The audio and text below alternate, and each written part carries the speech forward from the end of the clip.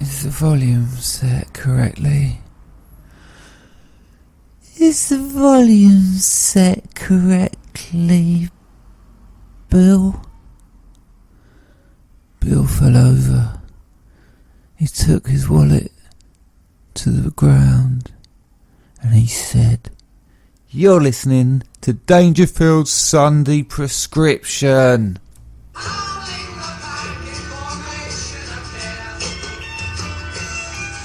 Diamonds and clubs. Well, I hope you enjoyed what clearly was an investigation into montage. That's right, the putting together different things. Yeah, we've gone all upscale. I had a bit of music then. It wasn't proper though. It's just a YouTube clip. Look. There you go. Which is why it probably sounds like, by the time it gets to you. Do you remember in the Middle Ages when we used to have that white wire earplug? Just the one. And it went into like your little transistor radio, so you could sort of sit on the train listening to something going and all those noises that you don't get. Do you remember that? What's that? Shortwave and longwave. It was insane. And then the number stations. We've talked about number stations. Do you know that? If you can get a radio, mess around on that long wave or shortwave, one of the two, and at some point there'll be someone going 4, 6, 63, 5. It's really creepy. Look at it online. It turns out they are actually spies. I'm sure I've talked about this. I got my sunglasses on. I'm so tired. I got my sunglasses on because the artificial light of my 40-watt daylight saving bulb is burning my retinas.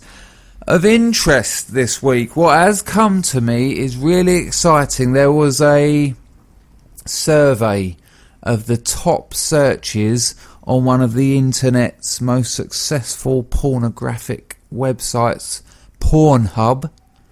They done a survey of the searches, what people search on there, and the biggest one, I can't remember off the top of my head, but it was like, it had something stupid like 25% of the votes, which was incredible because after that they were divided up into like 3%, 4%. But the biggest search on Pornhub is mum. It's amazing, isn't it? I quite like that when the sort of, well, the pornography explosion happened at the same time as the internet explosion for obvious reasons. But it was weird how some of those quite traditional feminist arguments saying that pornography sort of, you know, it pushes forward a stereotype, an unachievable stereotype that women can't live up to. And that's bullshit. Look at that. People are typing in mum. Mum is not defined by perfect body and face. It has mum characteristics, things that most women will be able to achieve quite easily, and probably resent the fact that they become a mum physically and all the other stuff that comes with it when it does happen. But it's kind of weird, isn't it? I mean, you have like the fat porn. There's a lot of fat porn. I haven't seen, I sort of stammered a bit when I said it then, I hesitated a bit because I haven't seen any fat men porn. I haven't looked for it either. Oh, I've been looking for fat men porn for years. No, I've never seen fat men porn. Even in the fat women porn, it's not like a fat man with her. Actually, usually it's one of those really waif-like sort of blokes. Turn round, show me your cellulite.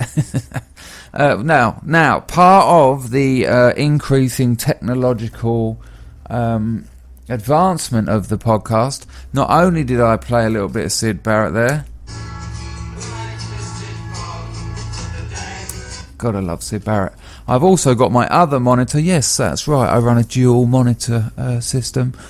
I've got Pornhub live searches. Live searches. So there's two of them. One of them is going too fast for me to even tell you. Is that you can go to this. Go to BuzzFeed.com Or look, just type in Pornhub searches into Google and you'll find it. And the live one is just going so fast, I actually can't read any of them. This is what I'm getting from it. I just can't read it, but they've got one that's slowed down a bit. They're still live, and I will read them as they're coming up. Ready? This is what people round the globe at the moment are typing into Pornhub. Right now, ready? I'll read them as I go. Busty petite, cotton candy blow, couple dominate, massive American girls, Filipina prostitute, Stephen. Stephen. Someone went to Pornhub and put in Stephen. Nasty MILF. There's a lot of noise outside there. What else have we got here? Tribute to gangbang. Neo-Nazis. It's insane. It's insane. The things people look at. I got a good one actually. It's interesting how pornography has affected sexuality and vice versa. Of course, I don't think they're independent. They rely on each other. But have you seen that? There's that bloke Max Hardcore. Oh, for fuck's sake! Come on. I like a clean street, but not now. There's that Max Hardcore. Check out some Max Hardcore. Horrible. He wears like a cowboy's hat and he just abuses women, essentially. He's like, yeah, and he keeps going, yeah, oh yeah. It's weird. You've got a man putting his penis into a speculated arse. By speculated, I mean an arse with a speculum in it. Not loads of people sitting around it pondering on its future.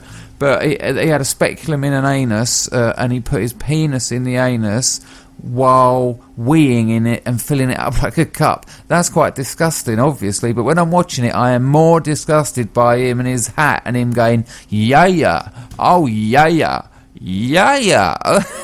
It's weird, isn't it? All that going on, and I'm just thinking, oh, we should stop saying yeah. Max Hardcore, check it out. But the reason I'm telling you about that is he does this thing, they call it gagging, and it's worse than you think, actually. It's just choking the girls with the penis in the throat until they vomit.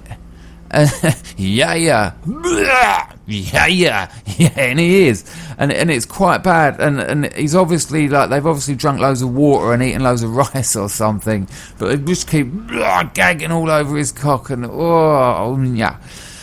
Now, a friend of a friend, and I'm not just saying that, but it is quite far away from me. It's a friend's friend, I think, yeah, and he really got into it. I mean, each to their own. If no one's getting harmed, if you want someone to puke on your cock, I mean, you could always get a bulimic girl, and you know, you're both. But you know, if she's up for it, well, you know, go for it. So he finally got the balls to tell his missus. He said, "Look, I'm really into this puking business in sex." And, you know, she was like a bit taken back. But, you know, sex is a weird one, isn't it? People talk about fetishes in sex. And a fetish is defined as something that becomes more important than the actual sexual act. So if you've got a fetish for PVC, the PVC is more important than the intercourse with the person. But, you know, that always comes up, oh, you've got this fetish, you've got that fetish. But sex itself is a fetish for the simple reason we are not breeding. We're not breeding. That's why you do it, you breed. So sex is a fetish of the breeding process.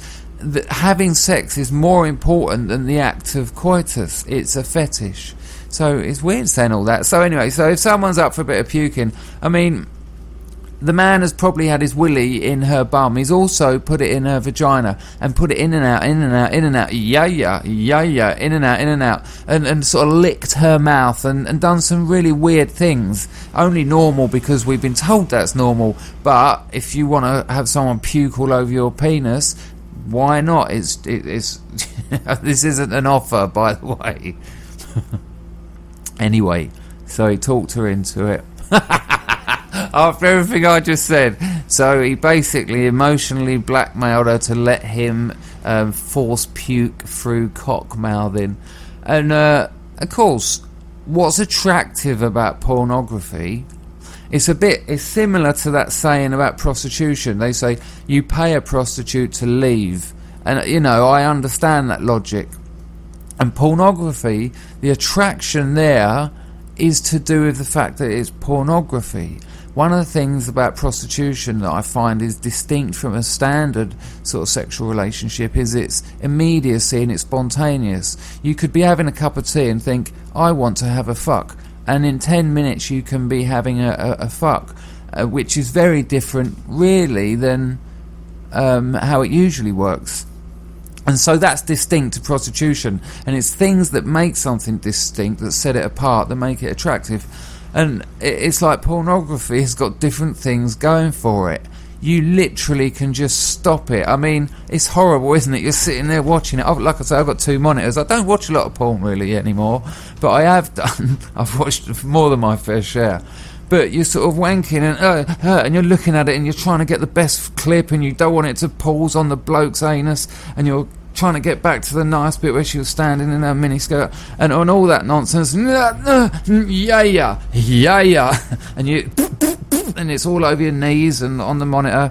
Instantly you stop it. No one. I have very little actual experience of other people in that situation, but I'm telling you, I would stake my world on it. No one then sits back and watches the rest of it. Oh, hang on, I just want to see it to the end of this scene. They're stopping it and closing that window while there's still warm cum dripping out of the penis. I assure you. And that's one of the nice things about it. It's gone, finished, done. As soon as you've come and your dirty little mind is settling, it's over. You haven't got to think about sex. You wash your hands and have an apple or something. That's what's attractive about it. That's one of the things. There's many more, and it'll be different, and there'll be similarities and differences for each people in that experience.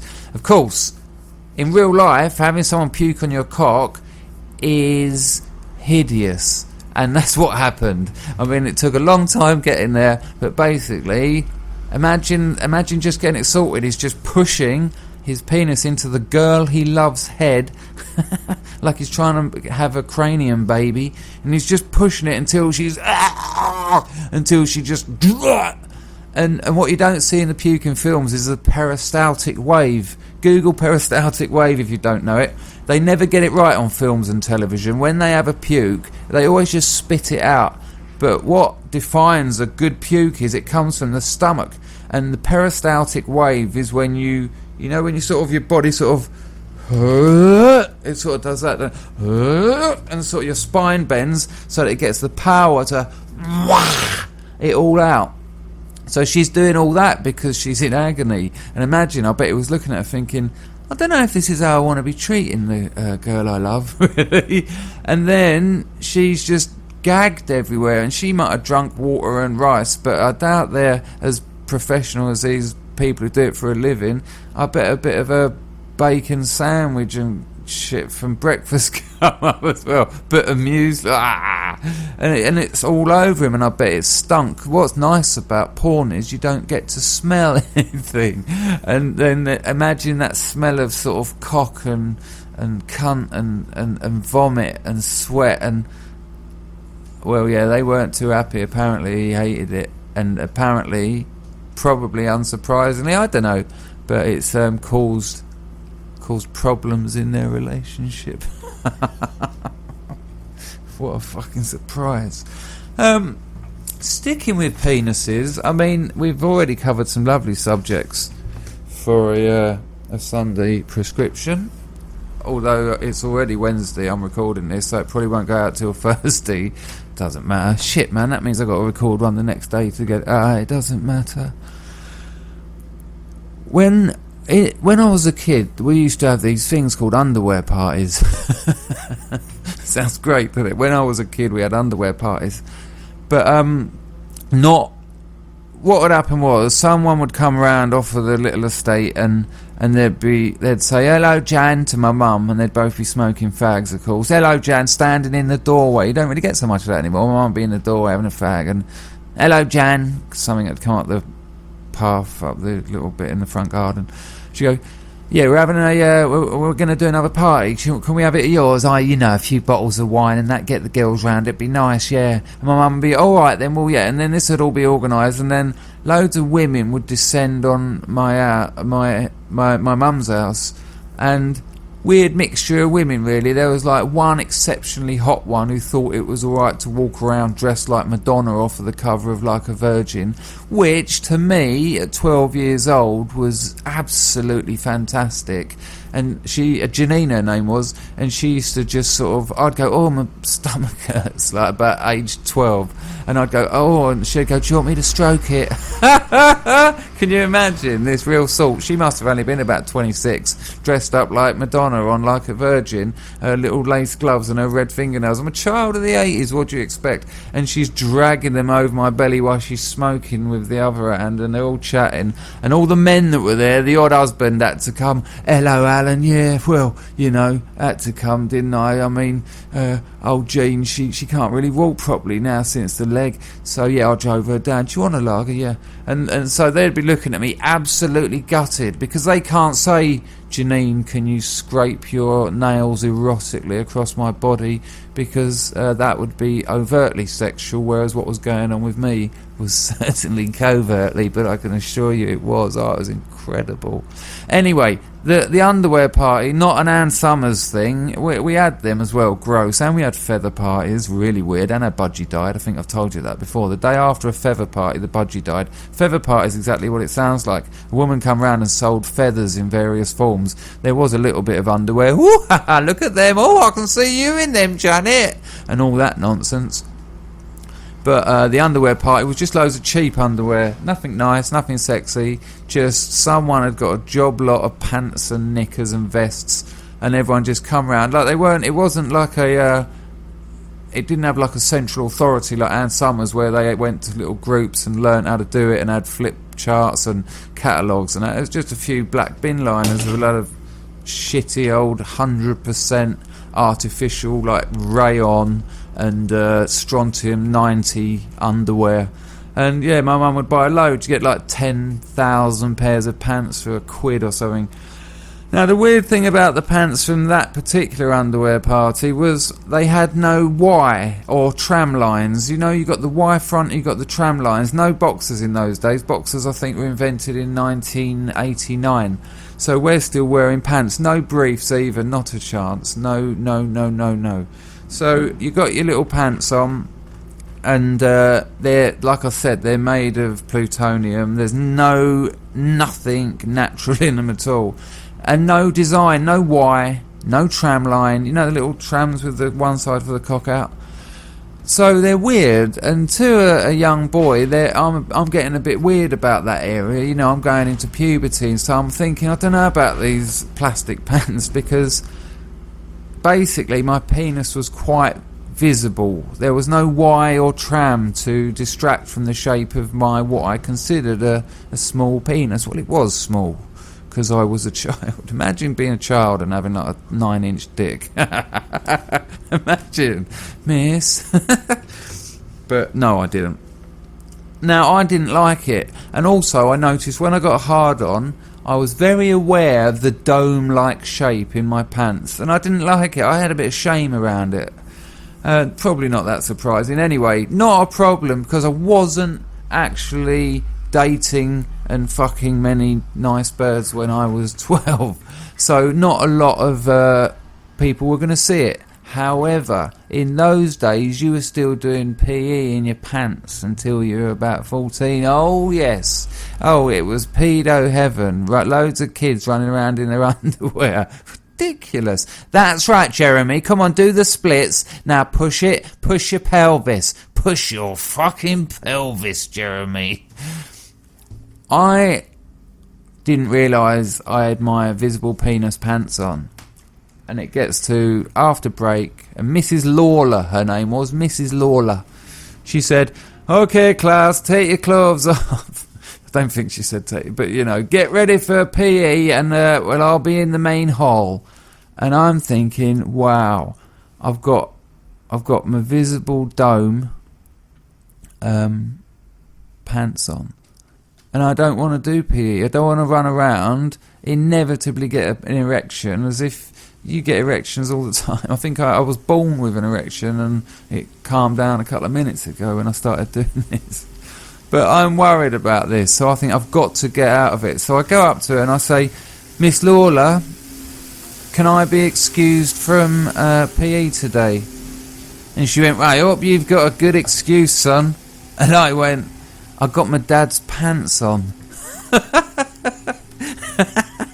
It's totally straight-faced that I went, yeah, I've got my dad's pants on. Now, I was quite dirty. We were quite poor. I had a little, you can imagine my little one shirt I owned was all grey round the neck and all baked beans and super noodles down the front. So, and a little bit pissy, and if the truth be told.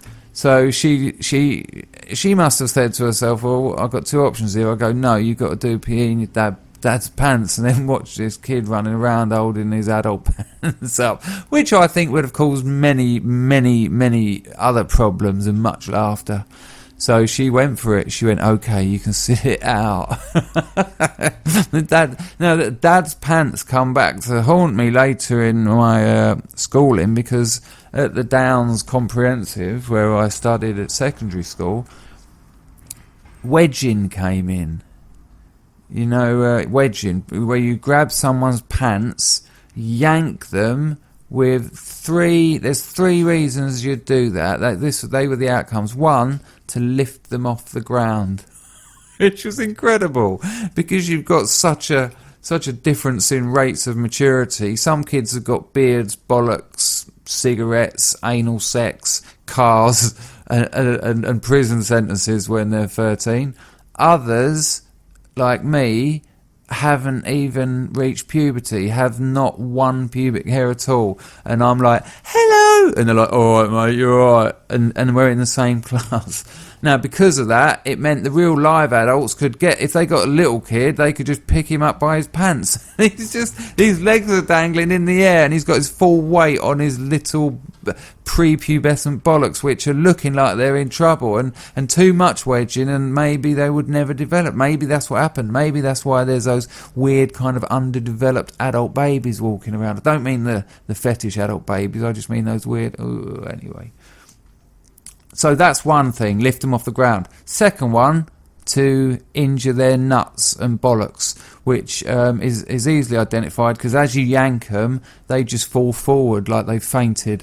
And the third one, of course, is the removal of the pants through rippage, but not just rippage, not just the strength of an overly mature child, not just their strength, but also that combined with plastic rayon pants. That's right, because if you've got a decent pair of cotton pants from, say, Marks and Spencer's, that's not going to happen. You're going to struggle to rip them. But a shitty pair of cheap, hello Janet, I've got 3 bags of pants here, do you want to have a little party? Not those. I'm in trouble. Now, I managed to avoid it. Terrified though I was, I did actually not get wedged. We used to call it Dudley. I don't know why, maybe because they were your duds, but wedging seems to be the it's generally known as. I wonder if there still goes on wedging. But I did live in fear of it, and I saw it everywhere. And I used to get through school by making people laugh, including the teachers. That's the real trick. Make them laugh. Everyone fucking relaxes. But I wasn't hard, obviously. But I managed to avoid it. But I'd have the hard kids all sitting near me, and they're like, oh, yeah, we're going to go and wedge fucking so-and-so in a minute. And I'd be terrified. Not because I knew it weren't happening to me, but I just thought that kid's life is just going to change drastically. Because all those girls who he loves, and he goes home and he masturbates about, and he sits in class looking at, pushing blood into his penis by straining it, like all kids that age do, having no-handed wanks all over the school, and they're all doing it in the same class. When the teacher's cleavage is out, it's like there's having a big child orgy. But I'm looking at him thinking, he's in trouble. He's going to be lifted up and he's going to look at all those girls and they're going to be going, ah, ha, ha. And they do that really aggressive thing, girls at that age, where not only do they find it funny, but they're going to make sure you and everyone else knows that they think it's funny. Because that way, laughter functions as to bring the group together and they all want to be together. Fuck him, he's being sacrificed. He's like a sheep. Fuck it, let's lift him up by his pants and ruining his bollocks and we can all be together. And I knew it was going to happen to him. And I think his name was Marvin. I mean, you're already in trouble, Marvin. and one of his teeth at the front of his mouth was dead, so it was yellow. Marvin 1, dead yellow tooth. You're about to become Marvin 1, dead yellow tooth, raised from the earth by your pants. I pray you haven't got pant party pants on, or you are also going to suffer the rippage. Then they're going to make you wear it around your head like some weird kind of underwear Rambo. And I'd start shaking. I didn't like it, and then they'd walk over, and wow, they'd done him, and they'd done him so bad. And he was just being. He looked like he was, he looked like he was in one of those baby bouncer things. You know, the things you strap up around the door frame, and the little the baby bounces up and down. Oh, Marvin was going up and down while the hard kids were just trampolining him with his pants. And of course, like I said, the girls were just going. Castrating him as they went. Oh, it was horrific. There was one lad, Graham his name was, I remember his second name, but he's not right actually. I see him up at Dartford Football Club. I went up to watch a match there, and he was like, "Hello Danger, what you up to?" And I just opened my mouth. He went, "'Cause I've got about 6 employment agencies now. You look like you need a job." And then swigged down his beer. Oh, it was awful. But at school he was always fighting, but with this one other kid called Daniel, and like every break everyone would be going, "No way, Graham and Daniel are going to have a fight." And then they'd just sort of look at each other angrily now and again, and then one of them would sort of go to punch him, and then there'd be a couple, and then he'd just walk off going, "I'll fucking do you next time." And everyone's like, "Ugh." And if you don't want crowds at comprehensive schools to go when you're meant to be fighting, because then of course they all start spitting on you. Oh, it's lovely, loads of teenage kids going hacking up last night's Rothmans all over your blazer, and it'd be dripping off them, man. It was fucking awful. So no, don't bore them, put on a fight. And Graham and Daniel often didn't, and suffered the Qatar shower I just mentioned. Little break here, because let's have a look what we've got here now. Black lesbian, disabled public, freaky teen, anyone's friend. That's all on Pornhub searches. Anyway, Graham Falvey became a victim of the wedgie every night, and it became a joke. Let's do Graham, and they'd lift him up and pull his pants and make him fly, and sometimes rip them off and all that stuff. One day, we're walking home. Let's do Graham. They're all going to go over and wedge him, and they go over, and he goes, "Oh no, not again, no," and you could see he was like sort of resigned to the fact that it was going to happen. I mean, it wasn't aggressive in the sense a lot of them were. It was a bit sort of playful, but when it's happening to you every night, how playful is that?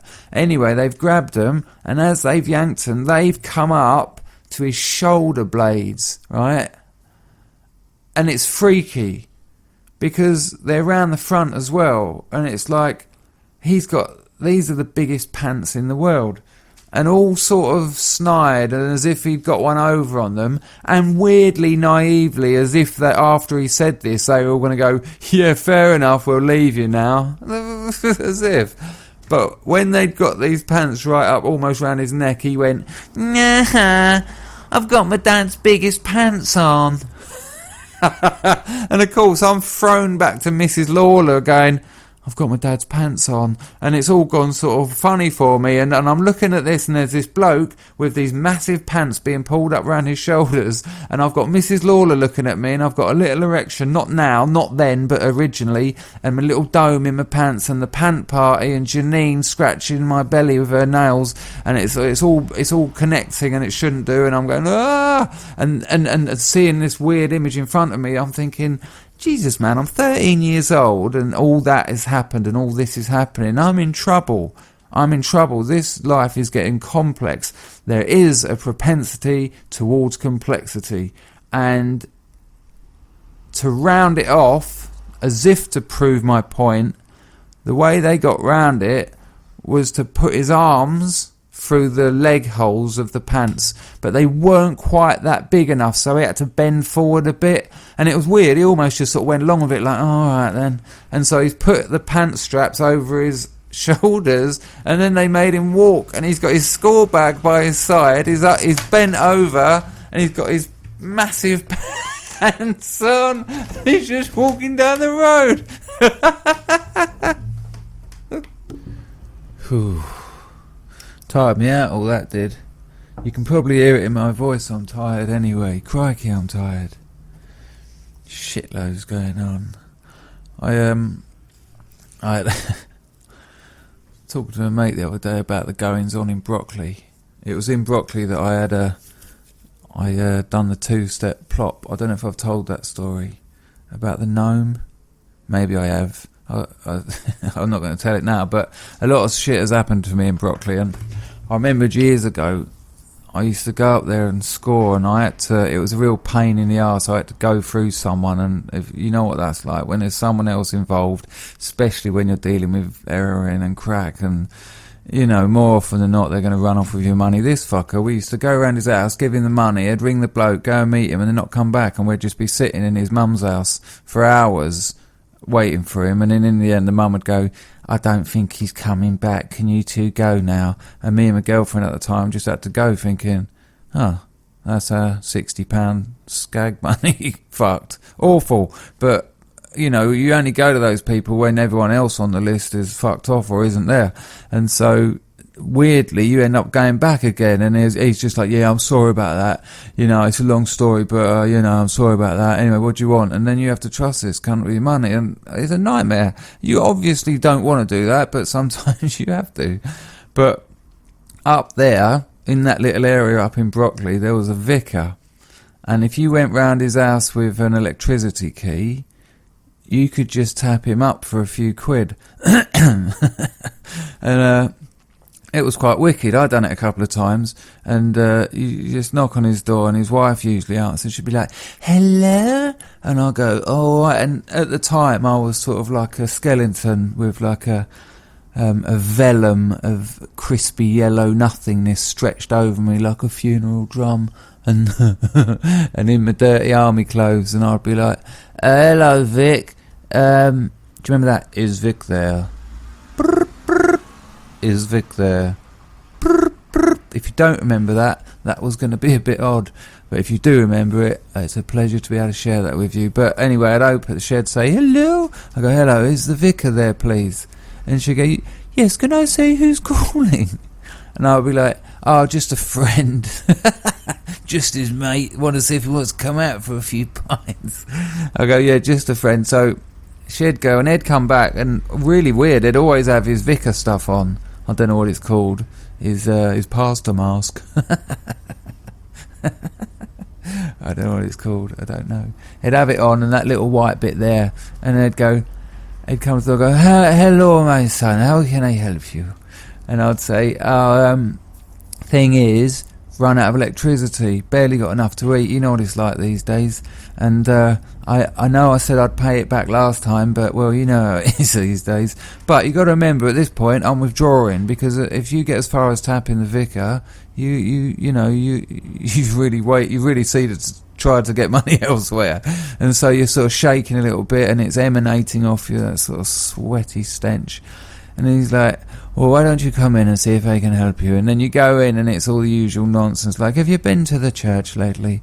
No, you go, you know, because I've seen people like you. And anyway, it's 5-10 minutes, no, not even 10, 3-4 minutes, and then he'll just give you a £5 or £10, and you'll say, that's brilliant, thank you, I really appreciate what you do. And that bit was easy, because you do, so you're actually being sincere. I'm like, thank you, mate. you have saved my life. I can't believe how, yeah, and it's real. There's that old joke, what's the difference between a crackhead and a heroin addict?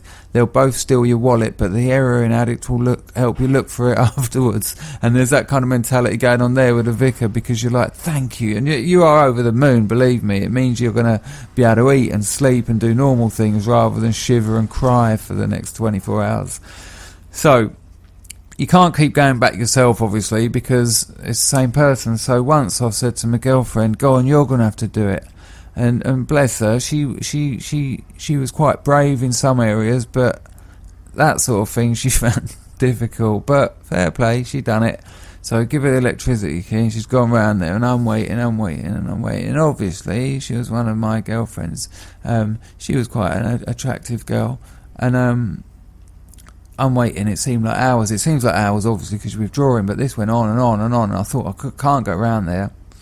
But I do get nearer. I started at the corner of the road, then I'm halfway up the road, then I'm behind a car, and I'm sort of literally on this gate now, sort of waiting. Anyway, she comes out, eyes rolling in her head, absolutely pissed off. And so she gets around the corner, and I catch up with her. I go, "Did you get it?" And she goes, "Yeah, give me a tenner." I said, "Why did you take so long?" And he had her on her knees praying in front of a mini altar. And like filling in her name so that she could join. What did he say? He said to her, "Are you part of the..." Oh, what's it called? Oh yeah, he asked her if she was part of the parish, and she didn't know what it meant. And he said, "Where do you live?" And she said broccoli, and he went, "Whereabouts?" And because she was lying, and she went, "I don't know the name of the road."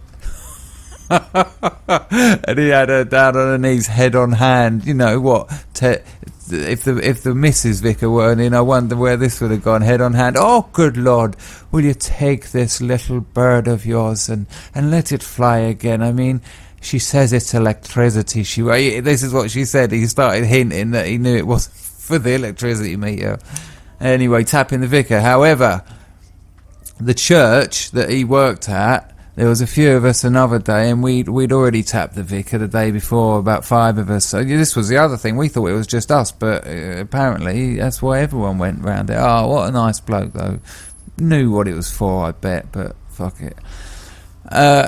Anyway, this geezer Ron, he decided he was going to go and rob the collection box from the church. So we've all gone down there, and we're all hanging outside, and I don't know what the collective noun is for junkies. A waste, I think it is. There was a waste of junkies standing outside the church, all there, Reebok's classic, horrible joggers, ill-fitting clothes, white heads, not white heads as in spots, but white as in the thing above your neck that you usually eat, see, hear, taste and smell out of. But yeah, that's there. It doesn't look good. It looks a bit obvious, so we're all thinking this is a bit weird. If any old bill go past, they're going to think we're scoring. But we don't do anything about it. We just acknowledge it and repeat it. Anyway, a couple of minutes later, Ron and his mate come running out the church with this huge collection box, and it's on a stand, and the stand is weighted down with concrete so that people can't nick it. But these blokes have got hold of it, and they're running down, so we all get hold of it, and we're all running down the road, and you can hear what sounds like the Bank of England rattling around inside it, just going shing, shing, shing, and we're thinking, wicked. Get it back to Ron's, which isn't easy. It's up a few flights of stairs on this sort of mid-rise block. We get it into his room and we smash it open, and it's like pennies and 5p's, the odd quid, but nothing to write home about. And we're like, fuck it, man, that's about £3 if you add it all up. Probably a bit more than that, but not going to get the 5 of us through the day. However, at the bottom of it, it was lined with newspaper. And for some reason, I don't know why, one of them, I think this bloke Glenn, he just ripped it off. And this box was lined in £20 notes. How amazing is that? That is the good work of the Lord. That's the good work of the Lord providing his beautiful poppy to the people. It was amazing. There was about £900 there. We went fucking mad, man. 900 quid. Amazing. I read a story about someone drowning in the Thames. It started off, I watched this video about some bloke who's got a YouTube channel, and he puts up videos of him going, "Okay guys, today I want you to tell me what to do. The one that gets the most votes, I'm just gonna fucking do it. Awesome!" And then they voted for him to jump in the Thames or something. I think it was a Thames. It wasn't. It was in America. But he's on this bridge and the camera starts and he goes, "Okay, well, this is what you voted for. I'm going to jump in." It might have been the Hudson. That's just New York. And he does. He just takes his t-shirt off and jumps over the edge. And there's another camera plotted up on the sort of banks that sees him fuck it up, basically. So he takes a couple of twists and slams into the water. And of course, it's freezing cold, and that's what does you in it. Oh, it's the cold that gets you when you go in the water. It's the cold. That's the main danger. That and your clothes filling with seawater. He's in trouble. and a police boat has to collect him, and when he gets out, after they've resuscitated him and sort of shaken the neat liquid cholera and typhoid and legionella from his throat, he looks at the camera all sort of dazed and he goes, "There you go." He's like totally unaware that he nearly just died and wasted loads of other people's time and money. "There you go. Okay, I'm back next week with another You Say What." Ridiculous. But I saw that and I was goose chased off on the internet looking for similar stuff about people that have, you know, done that. Like Malcolm Hardy, the comedian, he got pissed up and got on a boat, fell in, died. It's a weird thing, and it is the cold. I did jest, but it's the cold that does you. Now, this is why I'm telling you this, because that's right, Christopher S. Dangerfield, I have ridden a push bike into the Thames, and I can prove it. Now, the weird thing about it was, there was no wire or anything. I was fully dressed, I had a suit on, I was on this old bone shaker, and I've zoomed down one of the ramps that go into the Thames up by, just opposite, what's it called, that horrible disc? The Millennium Stadium, that huge blister in London. Yeah, rode a bike, and it was for a pop video, because you don't know, but for about a year and a half or maybe 2 years of my life, I worked in the pop video industry. Woohoo! Oh yes, it was a wicked blag though, because I was always a consultant. I just had a mate, he worked for them, he wanted me to write him a screenplay, so he got me on board for a lot of pop videos before we got into the screenplay, so that I just had a bit of money and a bit of fun, and it was good fun. It was really good fun, actually. In those days, even for an unknown band, they'd give us 100 grand, and we just spent it on parties, and then spent £1 making the video, and they were alright with that. And this one was for a band called Straw. They didn't do too well, and the song's called Weird Superman, and you can go on YouTube, type in Straw Weird Superman, and we made that video, and it's based on, you know, the 60s art movement Fluxus. It's what the idea of it was to make a video that looked like one of the lost Fluxus tapes, which was quite handy because I'd studied contemporary art and I got loads of my old artist mates and people from college to come up. We hired this huge abandoned school, not abandoned, what do you call it? Well, it had been abandoned by an education system, but the building was still there and it was owned by someone, but it was empty, it was simple, wasn't it? I didn't have to try and be clever, it was an empty school. And it was a nice old Victorian place, and we set up loads of sort of art things, and it was all shot on 16mm Bolex, you know, those old lovely little cameras, not fuck knows, and it was all edited on a hand editor. I can never remember if it's a Steinway or a Steinbeck. One's the piano, but we certainly didn't play the cuts. But it was all hand spliced, you know, with sellotape and writing on the reel, and you can see it all on the video. It's quite nice. It's a shit video, but it looks quite nice, and you might recognise me in it. I'm in it a few times. I'm wearing a suit and I've got a massive bouffant. But the one thing that is me, and you'll see it on the video, is riding a push bike into the Thames. And it's fucking mad. What a mad thing to do. I mean, I think it was only maybe February when we've done it, and you see I ride this bike, I zoom down, as it hits the water I go over the handlebars and into the water, and on the pop video it cuts there, but in real life, you don't get the luxury of cutting. No, you don't. It's much like having your penis puked on. I've gone in, and the suit, and I remember the director said to me, try and keep hold of the bike. Can you imagine going in over the handlebars into the Thames in a suit and trying to keep the bike? Fuck that. It was so frightening. It felt like it had been grabbed and yanked under me. And you hear about those weeds, don't you? Those tangle weeds, and you get them in the Thames, and they just sort of whip round your ankles. And I've gone under, and I can remember the suit just filled up with this old sort of 50s woolen number, filled up and was dragging me under. And I just remember, you know what it was like?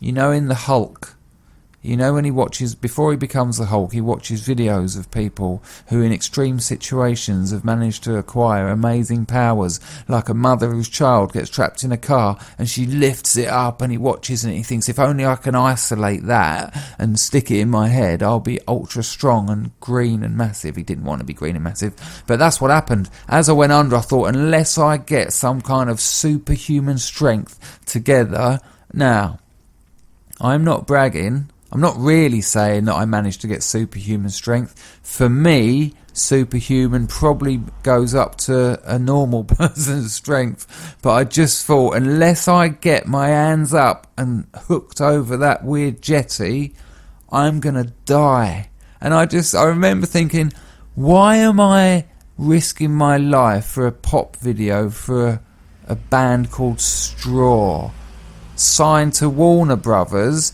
risking my life for Warner Brothers? Well, I'll tell you why, because I thought it was cool, and it's lovely to have a video of me riding a push bike into the Thames. That's it for this week. I'm not doing questions anymore. They lag on, and I prefer the sound of my voice to reading your questions. Sorry it keeps being late. There's loads of shit going on in my life, and it's kind of hard to give a shit about doing a podcast, really. That will change when I start charging, so get yourself a penny jar now and start putting the quids in it, and things are going to be really good then. Be nice to yourselves, love the people around you. I'll see you later. Much later.